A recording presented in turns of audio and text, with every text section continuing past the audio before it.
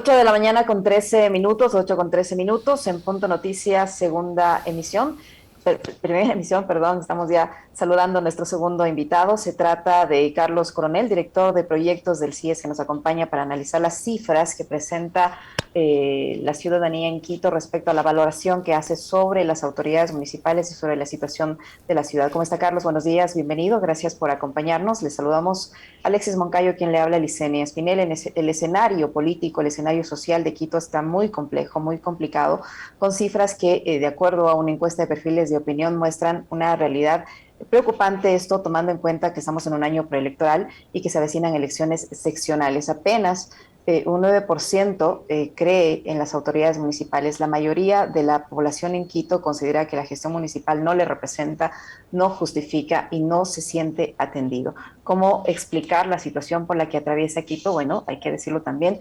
un complejo escenario político ha vivido el municipio capitalino con disputas internas que nos han conducido a la situación en la que estamos actualmente. Buenos días, bienvenido. Hola Licenia, hola Alexis, un cordial saludo para todos quienes nos escuchan a esta hora por Radio Pichincha. Bueno, muchas gracias por el espacio. Creo yo, en la presentación que ustedes decían, hay un vacío de representación, referían. Y yo creo que esto atado a tu inquietud, Licenia, su inquietud, en realidad no solo es un asunto coyuntural. Creo yo que en el caso de la ciudad de Quito hay una crisis institucional que se ha venido acumulando, ¿no? Que se ha venido acumulando en los problemas o que se sintomatiza, digamos, a través de los problemas que percibe la gente y que habría que resolver desde un poquito más atrás. Hay una crisis de representación, sí, pero también habría que pensar qué es lo que se está representando en la ciudad de Quito. Es decir, si en efecto el sistema de elección, en el caso de las circunscripciones, por ejemplo, en efecto está generando un sistema, un mecanismo de gobernabilidad y de gobernanza para administrar una ciudad como Quito. Empezaría por allí. Y en ese sentido, cabe destacar que, sobre todo por efectos intensos de la pandemia, el comportamiento de la ciudad es bastante diferente a comportamientos, yo diría, de principios del periodo o de este mandato que es del 2019. Un primer elemento.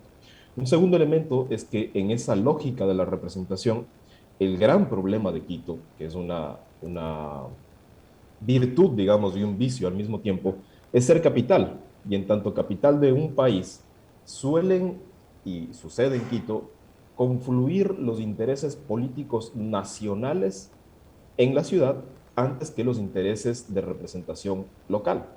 Pongamos el caso de los partidos, los que tenemos, los 18 candidatos que hubo en la pasada elección de 2019, eran prácticamente todos representantes de partidos o de instituciones o de organismos políticos nacionales.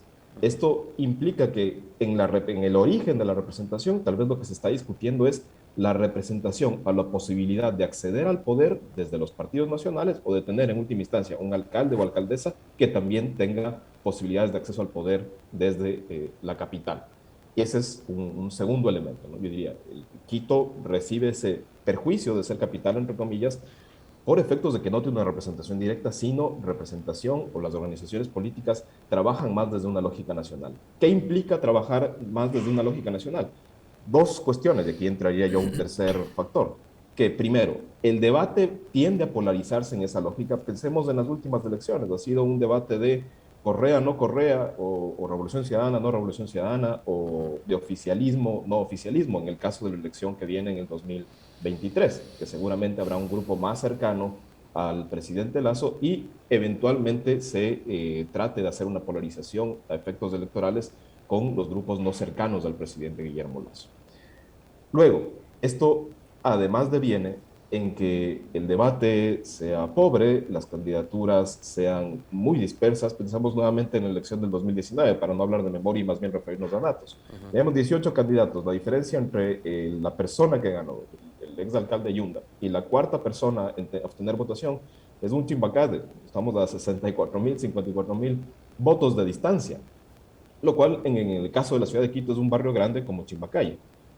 Eso, la pregunta es si es que eso en definitiva permite generar, primero, una representación adecuada, segundo, una gobernanza adecuada ya en términos de administración del municipio, y tercero, en esa dispersión de la conversación, si en realidad estamos conversando y resolviendo los problemas que necesita la ciudad de Quito, que más allá de ser capital, digamos, una ciudad que se acerca a los 3 millones de habitantes, que tiene comportamientos territoriales muy diferentes entre sus parroquias, que tiene un comportamiento muy particular entre lo rural y lo urbano y otras, digamos, consideraciones propias de ser una ciudad, entre otras cosas, con la extensión que tiene Quito, ¿no? Me parece que esa podría ser un primer abordaje. Preguntarse si es que en realidad el sistema de representación está funcionando. Hay una crisis que no es solo de quien representa, no es solo de el actual alcalde Guarderas y del Consejo Municipal de los 21 concejales que están ahora.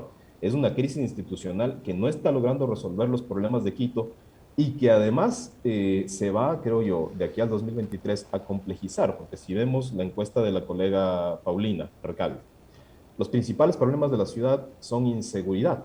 O sea, el principal problema es 73%, si no me equivoco, inseguridad, que no es un problema que directamente el municipio pueda hacer mucho, digamos, ¿no? En términos en lo coyuntural, digamos, de servicio de seguridad y en lo Esa es una estructural. competencia del gobierno nacional.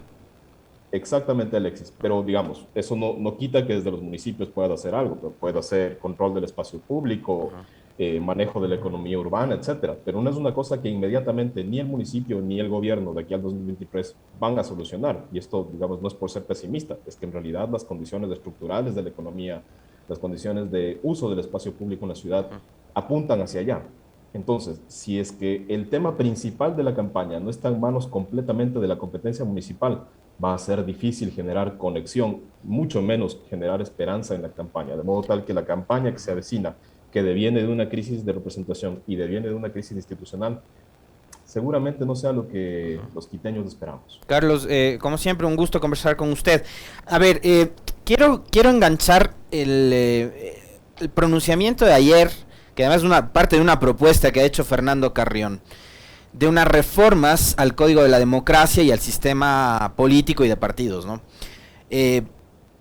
Con el dato que nos acaba de dar Carlos Coronel, entre Yunda, que fue el ganador, y el cuarto candidato, hay apenas 60,000 y un poco más de votos, ¿no?, de diferencia. Entonces, una de las propuestas que plantea Fernando Carrión, Carlos, y quisiera su opinión con respecto de, digamos, si esto sería, digamos, lo más adecuado, es, por ejemplo, instalar la elección de alcaldes, cuando se dan este tipo de diferencias mínimas, que se dé una elección en segunda vuelta, es decir, que las ciudades también repliquen el modelo de elección presidencial cuando hay diferencias mínimas, y se elija alcalde en segunda vuelta. ¿Podría ser esa una solución? Bueno, yo creería, me parece importante que desde Fernando Carrión o desde otras personas, ¿no es cierto?, vinculadas o que están pensando siempre en las ciudades, en la planificación, en el sistema de representación, haya este tipo de propuestas porque es importante generar debate siempre alrededor de los sistemas políticos y de las formas de representación. Luego, creo que sí hay que pensar siempre en si no estamos haciendo democracia a la carta, que es un problema muy latino y muy ecuatoriano, ¿no? Porque tratamos de resolver los problemas pensando en la coyuntura y no necesariamente en si eso tiene o no tiene sostenibilidad. Puede ser una opción generar una segunda vuelta en alcaldía. Yo creo que si pensamos más bien en la sostenibilidad del sistema de representación y en la eficacia del sistema de representación, tal vez no sea tanto generar una segunda vuelta en alcaldes en el caso de que haya, digamos, distancias muy pequeñas entre las principales, entre las dos, tres candidaturas que más votación tengan. Tal vez lo que tengamos que hacer es fortalecer el origen de esas candidaturas de modo tal que la dispersión no sea tan significativa. El Porque al sistema de final, partidos. el sistema de partidos, y yo diría también, y eso también está en la propuesta de Fernando, repensar las circunscripciones, ¿no? De ver si es que en realidad las circunscripciones electorales primero obedecen al comportamiento de la ciudad. Hay un punto muy específico de la propuesta de Fernando que me parece valiosa, que es hacer estas circunscripciones también con una lectura desde la propia lógica urbana y rural de cada ciudad. Es decir, si tú tienes una circunscripción, en el caso de Quito, rural, lo rural es significativamente diferente, por poner un caso. Calderón es la parroquia más poblada del país. versus parroquias muy específicas que tienen un comportamiento mucho más productivo, Ujú, entiéndase Yaruquí, Checa, Tababela, sin el aeropuerto. Entonces, asociar todo eso en un mismo circuito electoral es como complejo. ujú, Por eso creería yo que puede ser una opción lo que plantea Fernando. Yo apostaría más por fortalecer el sistema de partidos, entiéndase, no por fortalecer los partidos, sino ujú, fortalecer la representación. Y creo que también hay que debatir sobre la respuesta institucional que de allí resulta. Es decir, podemos mejorar la representación, pero al mismo tiempo hay que mejorar también la gobernanza. En el caso de la ciudad de Quito, hay que pensar, por ejemplo, también en cómo resolver de mejor manera administrativamente las administraciones zonales. Resulta que hay administraciones zonales, digamos, que se han quedado, entre comillas, chiquitas en su cobertura o en su capacidad. Pensemos el Valle de Tumbaco. El Valle de Tumbaco tiene una zona muy residencial, estrictamente residencial, ¿no es cierto? Además, residencial de baja densidad, casas muy grandes, digamos, gente de estrato medio alto. Pero al mismo tiempo tiene también comunas, ¿no? Y si vas más hacia el norte, más hacia el límite con Cayambe, ujú. tienes justamente Yaruquí, Pifo, Checa, etcétera, que tienen comportamientos distintos. No sé si las administraciones zonales estén, así como están configuradas ahora, en la capacidad de solventar este tipo de relaciones y de generar gobernanza y por lo tanto eficacia del gobierno. Hacer un buen gobierno, pongámoslo más fácil. Ujú. Entonces, creo que también hay que debatir la respuesta institucional que tiene que tener el municipio de Quito pensando en que tiene que, digamos, tener correspondencia con una posible mejoría en cuanto a las formas de representación. Y hay otro elemento que también nos citaba Fernando en su propuesta, que Ujú. es asociar las elecciones, digamos, presidenciales, es decir, para generarle en la Que misma no hay lógica del elecciones de Congreso, medio tiempo. de la Asamblea, ¿no es cierto?, para generarle mayor gobernanza a la ciudad, ir generando justamente estas elecciones que tú refieres, Alexis, Ujú.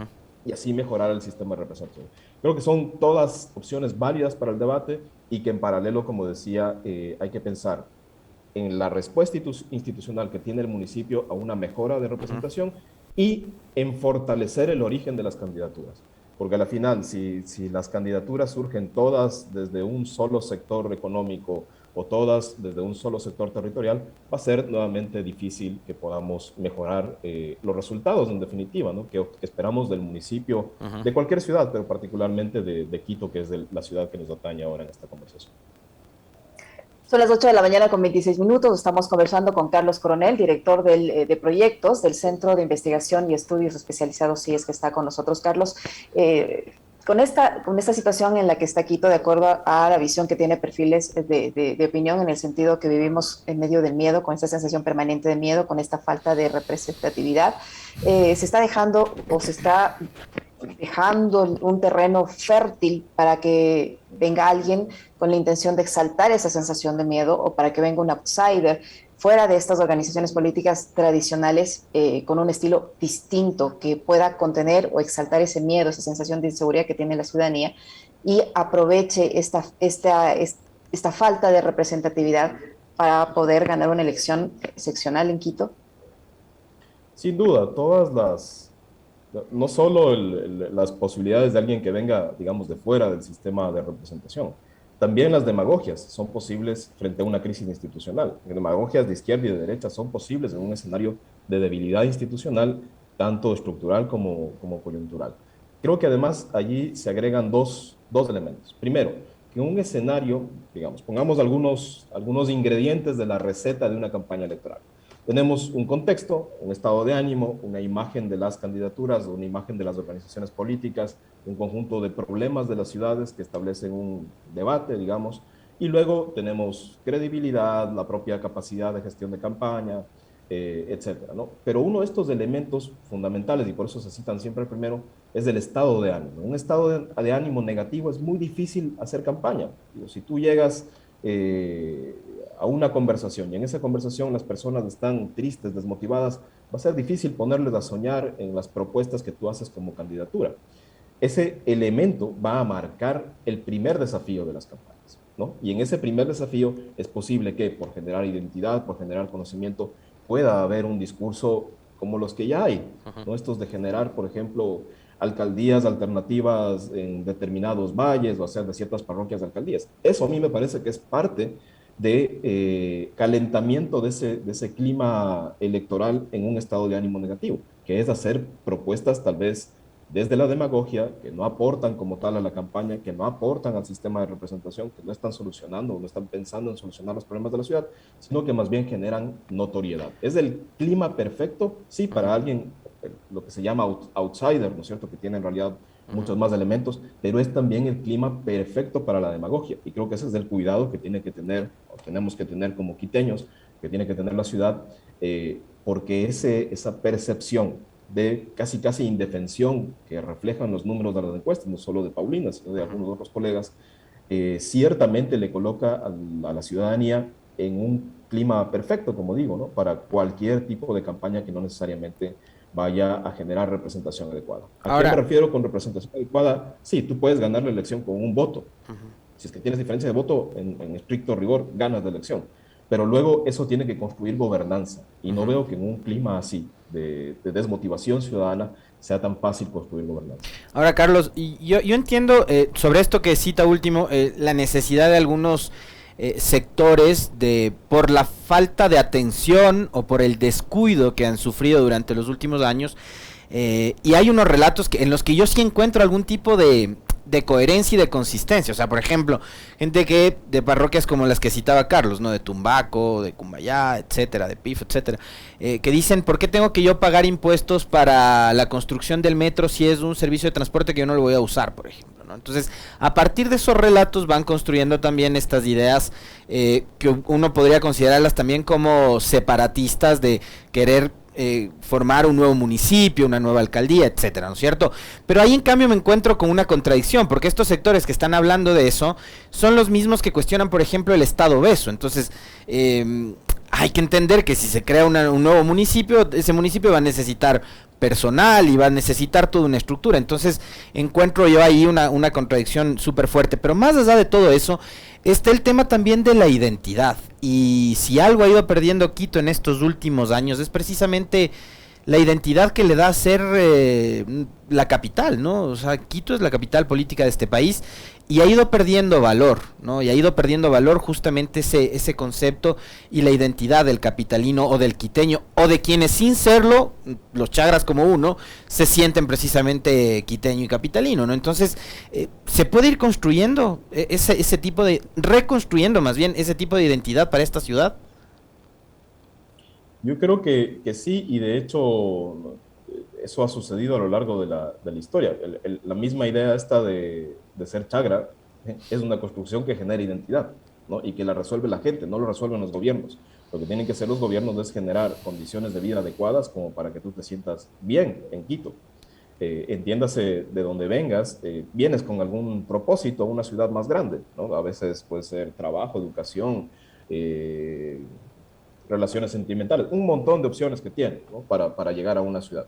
El tema es que si garantizas de eso, vas generando una identidad. Es difícil que la gente se sienta identificada con algo que no le resulta, sobre todo cuando tienes una ciudad donde el 45% de la gente, de las personas, de sus habitantes, vienen de otras ciudades o de otras provincias. Ahora, volviendo un poco a la inquietud que referías respecto de discursos que, por supuesto, primero son legítimos, eso no lo podemos desconocer nunca. Si alguien plantea la posibilidad de que alguna parroquia, cualquiera de las 65 parroquias, tenga que ser otro cantón, es legítimo, debe tener sus argumentos, de hecho debe plantear sus argumentos para poder generar una propuesta en este sentido. Lo que hay que preguntarse es si es que eso resuelve los problemas de la ciudad y de la parroquia, concretamente de la que se refiere a la posibilidad o la alternativa de cantonización. Y allí lo que veo es que primero hay que mirar qué ha pasado en la realidad latinoamericana, ¿no? Para no irnos muy lejos. Tú tienes ciudades como México, que es en realidad muchísimo más grande en población y en problemas, digamos, urbanos. Tienes ciudades como Bogotá, que han encontrado soluciones en alcaldías menores, o lo que nosotros tendríamos acá es administraciones zonales, para resolver este tipo de conflictos o de problemas administrativos que en realidad surgen porque las ciudades son grandes, pues, y las personas tienen expectativas distintas dentro de las ciudades, y además la misma lógica de crecimiento de las ciudades hace que las centralidades o que digamos, los lugares de mayor concentración de gente sean cada vez mayores. por poner un ejemplo, antes en el sur de Quito, tú tenías tradicionalmente un lugar de alto comercio, que era el Pintado, la calle Subteniente Michelena. Pues resulta que ahora tienes la calle Subteniente Michelena, la calle Serapio Japeravi en Barrio Nuevo, la calle Ajaví en Solanda, la calle J en Solanda. Seguramente si te vas de la Ecuatoriana, hay muchísimo comercio en la Ecuatoriana y así por el estilo. Entonces, como van surgiendo todas estas centralidades alternativas a lo que originalmente era una o dos centralidades, tienes que ir buscando la forma de resolverlas. Creo que hay posibilidades administrativas dentro de lo previsto legalmente que no necesariamente devienen en la formación de nuevos cantones o parroquias para solucionar los problemas de las personas, de las necesidades urbanas de las personas. Y luego porque tal vez la ventaja territorial que tiene Quito es justamente tener todo este tejido urbano y rural que le permite hacer intercambios, por supuesto, de personas o flujos de personas, que le permite hacer flujos económicos, que le permite hacer flujos de transporte, flujos territoriales, en definitiva, es lo que permite agregar valor. Las personas vivimos en las ciudades, sí, porque nos gustan las ciudades, las características de las ciudades, el clima, su comida, porque tenemos ahí relaciones humanas, pero también porque tenemos posibilidades de desarrollo material. Y creo que no hay que descuidar eso pensando en todo el tejido económico que se arma, no solo alrededor de Quito, sino de Quito con los cantones y provincias aledaños. Y creo que por ahí, si es que alguien tiene alguna alternativa de cantonización de alguna parroquia, tiene también que fluir el discurso, tiene que enriquecerse el discurso si es que hay, digamos, esa legítima conversación. Carlos, ¿cómo combatir esta sensación de depresión, de inseguridad, de frustración que sienten los quiteños y que se ha visto incrementada por el tema de la pandemia? Allí, ¿qué debería ser el futuro candidato a la alcaldía de Quito, a la concejalía, para poder levantar el ánimo de ese electorado que está en las circunstancias actuales? Yo creo que hay un papel ahí de, primero, de responsabilidad política de quien está en el poder, para empezar. Es decir, la actual alcaldía y el actual Consejo Metropolitano creo que tienen un papel, no como candidatos, porque además no sabemos si van o no van a ser candidatos, pero sí tienen un papel como ciudadanos y responsables administrativos de la ciudad en este momento respecto de ese tema. ¿No? Y es tal vez dentro de las enormes complejidades que implica la urbanización, y la administración del urbano, definir un escenario muy acotado, 3, 4, 5 ejes sobre los cuales trabajar, porque en realidad el problema es muy grande, ¿no? Esa percepción de inseguridad es difícil de contraer, porque la realidad de la inseguridad es muy significativa. Digo, a veces parece que vivimos en un país que ya no se llama Ecuador, sino Crónica Roja. Tú abres noticias o ves noticias y en realidad los sucesos delincuenciales son cada vez más dramáticos y más recurrentes. Entonces, creo que lo que tiene que hacer, hay una responsabilidad ahí del actual municipio con el consejo, el alcalde y toda la administración, de cercar 4 o 5 temas que le sean muy manejables, como para preparar la ciudad, no para las elecciones, sino para subir el estado de ánimo. Yo creo que a ningún alcalde o alcaldesa del país ni de ninguna ciudad le interesa manejar o administrar una ciudad con gente triste, básicamente porque puedes hacer poco, no empiezas, no tienes credibilidad, empiezas a generar desconfianza, además hay desconfianza institucional. Y se entiende que todos quienes trabajan en política, si hay una fortaleza que necesitan es la confianza institucional, la credibilidad institucional. Entonces creo que hay un papel ahí específico del actual gobierno de la ciudad. Luego, ¿qué tienen que hacer las candidaturas o las potenciales candidaturas?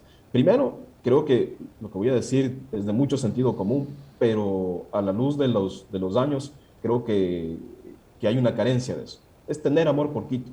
Sé que suena súper obvio, pero antes de ser candidatos, antes de revisar el presupuesto del municipio, antes de revisar sus problemas, antes de dimensionar cómo es que va a funcionar el metro, hay que tener amor por la ciudad que una candidatura quiera administrar. Partamos por allí. Luego, creo que tienen que ir generando certezas antes que espectáculos, ¿no?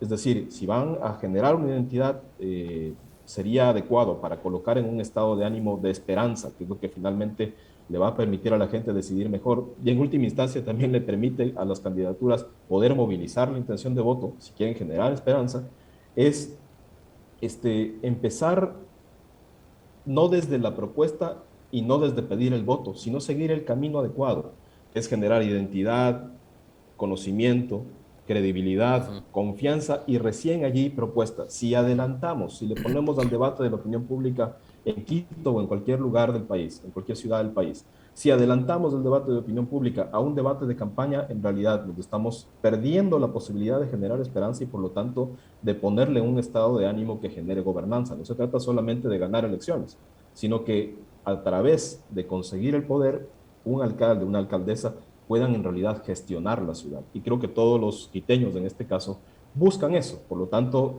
lo pondría muy en resumen en esas tres cosas. Primero, que el gobierno actual de la ciudad tiene también, creería yo, que limitar, entre comillas, o poner una agenda muy marcada sobre 3, 4 temas que le permitan ir generando esperanza y funcionamiento a la ciudad.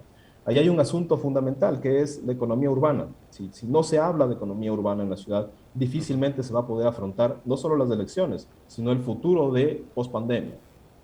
Segundo, a las candidaturas que surjan, no se adelanten, vayan con el camino adecuado, vayan al paso adecuado, porque es el paso que les va a permitir generar esperanza con la ciudadanía y, por lo tanto, acceder a la elección.